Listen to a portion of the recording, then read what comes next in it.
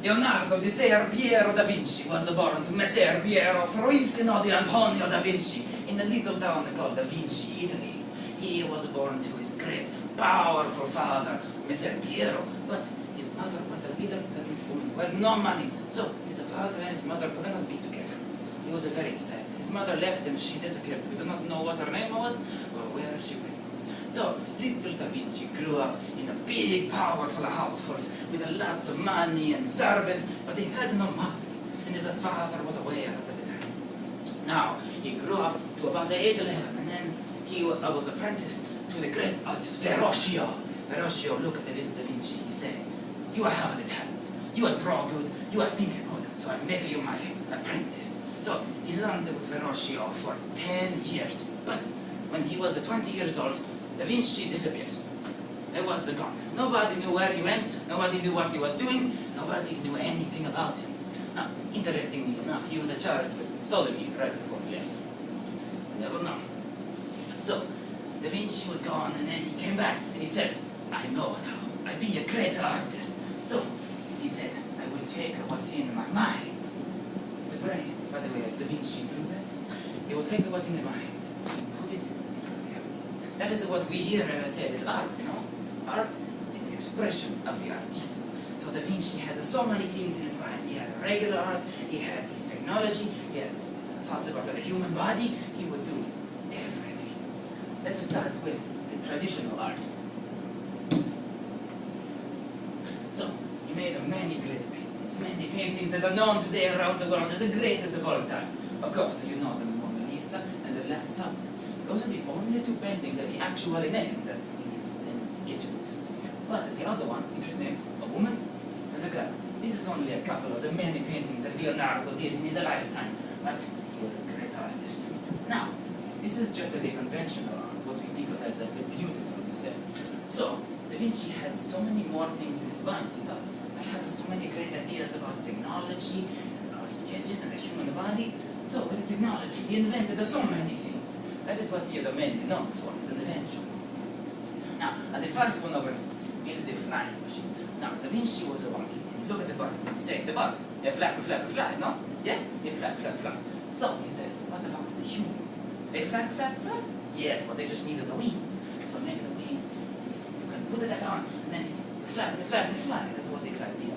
So Da Vinci made that. He made the big wings, and then he put it on, and he sat on the ground. And he flapped, and he didn't go anywhere. Nothing. Didn't move at all. And then he thought, maybe we need to start in the air. A lot of the birds in the trees, they fall out of the trees, they flap, and they fly, right? Because it's a lot easier to get from the air into the air, so instead of from the ground into the air. So he tells one of his assistants, "You, assistant, go up on top of that building, put this on, jump off, and fly. The assistant says, Vinci, that's not a good idea. But Da Vinci says, "Oh, no, it'll work fine." So the assistant says, "Right, I do it. So he climbs up on top of the building, he puts on the great flying machine, and he flap, he jump off, and he flap, and splat. Straight on the floor. But it was not, he did not. Da Vinci looked and he said, that's not going to work. You're just too heavy. So he invented the aerial screw. Now this does not have a person. It was just designed to fly up in the air, maybe have a little package in it, you never know. But, so this one was one of the early prototypes for a propeller. You take the air and push it around in the air and shove it out the back, so that the thing fly in the air, right? But no, it was too heavy as well. Now, Da Vinci was right during the Italian Renaissance, which had a great military aspect to it as well. So he redesigned the crossbow. This had two things. It had the two strings, which make it twice as powerful. It also had a little mechanism where you could load the bolts from the side, and they would pop up right in the middle, and then boom! It was a very quick way to load them. He also invented the very first machine gun. So Da Vinci came and he looked at the cannon and he said, "Cannon, you put the cannon in, you powder in, you pack it all in, you wait, you load it, you light the fuse, you wait, and then boom! You get one shot." But he said, what if you have the little cannons right next to each other? And then you can go boom, boom, boom, boom, boom, really good. So he invented this thing. It did exactly that. He loaded all of them up, and he pointed, and he just cranked the thing, and it went boom. It was amazing. He also made the world's first armor car. Now in that, it's just a 4-wheel with a little seat, and you just push yourself along like this. water away. But you are protected by this big shield with your little people. You look your head up and you say, ah, you cannot hit me. So, DaVinci made so many fantastic things. Now, DaVinci also had an incredible fascination with the human body. We know that it works, and we know that when we move our finger like this, it moves, but we don't. He did not know why. So, he thought, maybe it's like the marionettes, where you have a little string that goes all the way up, because he looked and he said, there's no muscle here, there's no muscle here, but there's a muscle here, right? So I think, maybe the muscle pull the string, and the finger curl up, and you pull, and then it goes up. It was exactly right. This was one of his drawings. It was pretty much perfecto. Now, over here, he also liked to study the skeleton, which you could actually see. So he made a very actually accurate drawing of it. And he applied the same concept as the hands to the regular muscles. Lots of little strings, so pulling the arm.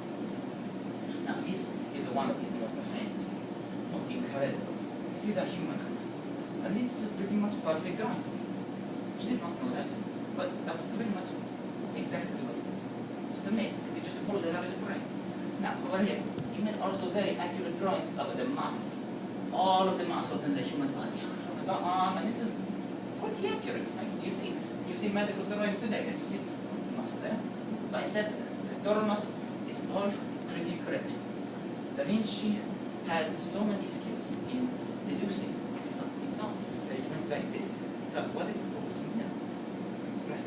He saw it crawl from here.